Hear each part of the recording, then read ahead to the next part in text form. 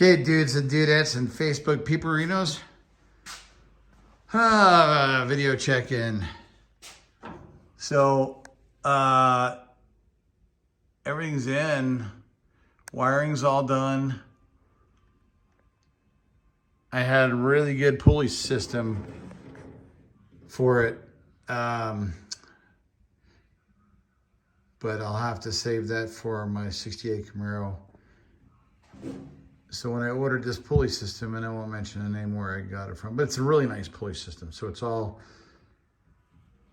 chrome water pump, all nice, beautiful brackets and everything, and all kinds of good stuff. However, when I put it all together, there is a pulley adapter that it was not aware of. And when I ordered them, I told them, I said it was for a 92 Corvette. And they said, sure, it'd be fine. Everything would just move up. So great. However, when I got that set, that really nice set, and I've had it for a while, the pulley system pushed the lower belt out 1.5 inches, which ran into the steering rack. You can see it down there.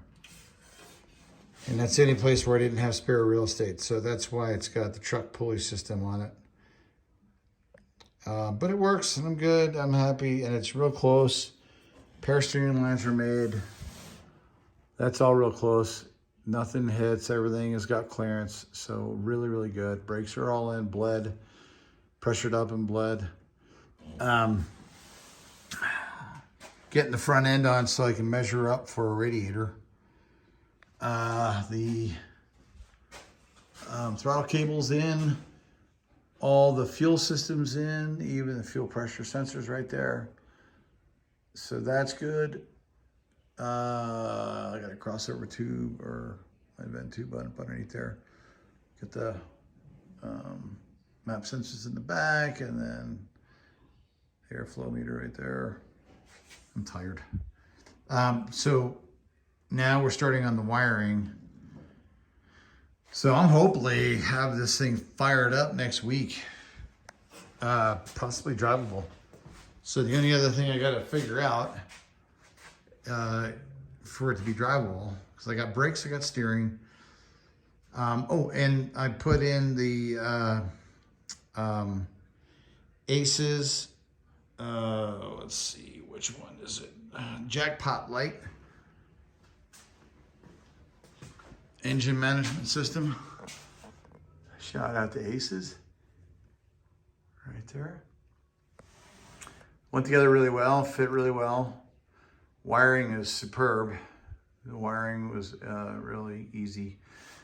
So I had a really expensive wire loom for this car that I went out and I bought. I think it's probably close to $800 or $1,000. However, I got this, the Aces. And here's that pulley. See how much room we don't have right there? It's really close, and there's the rack right below it. So the Aces system covers the engine management, oil pressure, temperature. It covers up to 2 fans. It'll power the fuel pump. It has a 7-inch dash that gives me, I got GPS system with it, so it'll give me the speedometer. So I have all my engine management in the ACES system. So basically, all I need a wiring harness now to do is do the ignition power, maybe run a fan for a heater if I put a heater in it, maybe have a provision for AC if I go to put AC, which I will at some point, and run lights. Really, there's not going to be any wipers.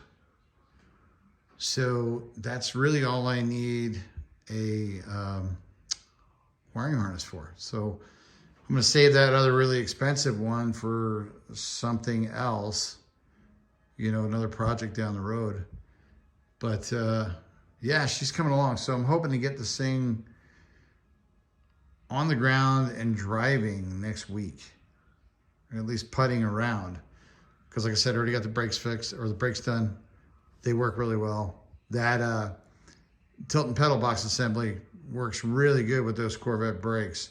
I don't know how well they work on the ground, but I could tell you that pushing the pedal down, it's not that much to get really good pressure and to lock up the wheels. So I'm really excited about that.